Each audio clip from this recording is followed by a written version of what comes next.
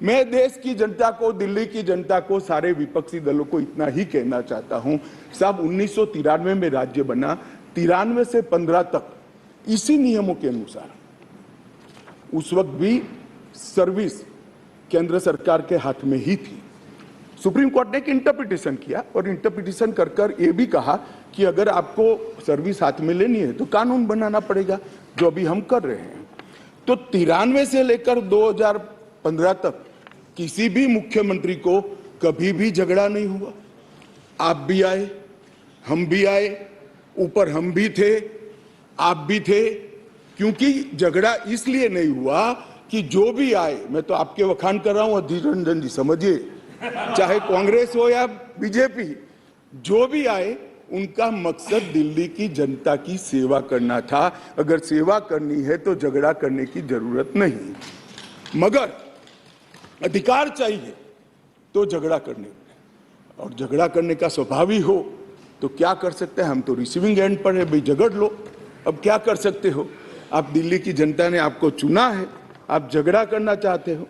और रूल्स बनाने के पावर के बारे में किसी सदस्य ने कहा, मैं इतना ही कहना चाहता हूं कि रूल्स बनाने के अधिकार, जो एक्ट बनाने का जिसके पास अधिकार है उसी के पास रूल्स बनाने के अधिकार रहते हैं। एक्ट बनाने का अधिकार भारत सरकार को है, तो एक्ट के रूल बनाने का अधिकार, ये बेसिक समझ का विषय है। कैबिनेट नोट का सवाल किया, इसमें भी आप इसको गलत भ्रांति खड़ी कर रहे हो।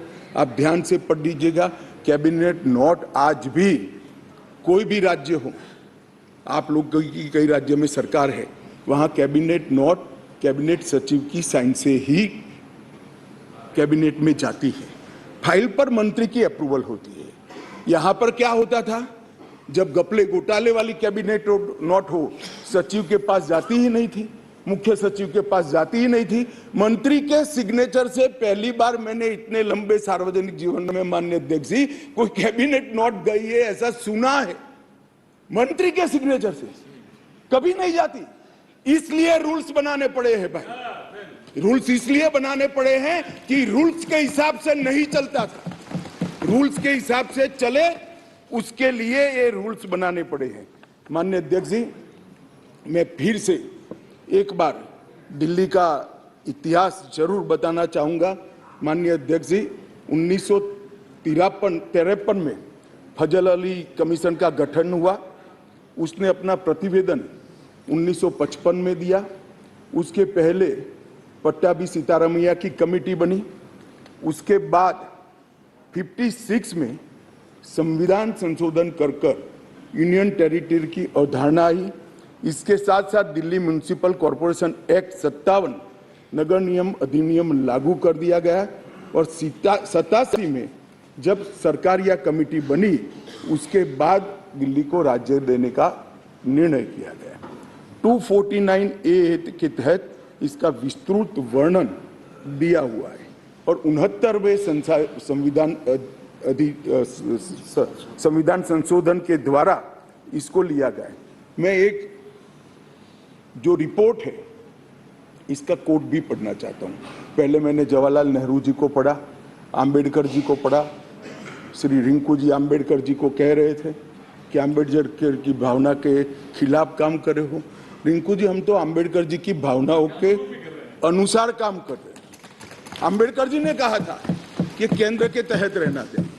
और माननीय अध्यक्ष जी, बालकृष्ण रिपोर्ट में साफ शब्दों में कहा, मैं कोट अनकोट कहता हूं, दिल्ली की कार्यप्रणाली और सेवा प्रणाली, कार्यप्रणाली और सेवा प्रणाली केंद्र सरकार के अधीन होनी चाहिए। संविधान में संशोधन के दौरान तत्कालीन गृह मंत्री ने भी अपने वक्तव्य में ये बात को, रिपोर्ट को कोट किया और उन्होंने कहा कि बालकृष्ण समिति ने पूरे विश्व की राजधानियों की कार्यप्रणाली और सेवा प्रणालियों का अध्ययन करके ये प्रस्तुत किया है, जिसका हम पालन कर रहे हैं।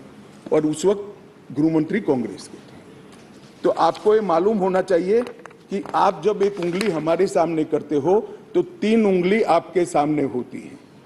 और मैं तो कहता हूं उस वक्त उचित ही किया था, और आज हम जो कर रहे हैं वो ही उचित ही कर रहे हैं। इसलिए आप जैसा मैंने कहा कि आप गठबंधन को बढ़ाना चाहते हो, आपके मन में ऐसी कल्पना है कि गठबंधन बड़ा करेंगे तो शायद मोदी जी के खिलाफ चुनाव जीत जाएंगे। भाई और 2-3 लोगों को ढूंढ लाओ, जितने हो सके इतना इकट्ठा कर लो, अगले प्रधानमंत्री नरेंद्र मोदी जी ही बनने वाले हैं। इंडिया टीवी हर वक्त हर जगह डाउनलोड करने के लिए सर्च करें India TV news Google play store या ऐप स्टोर पर।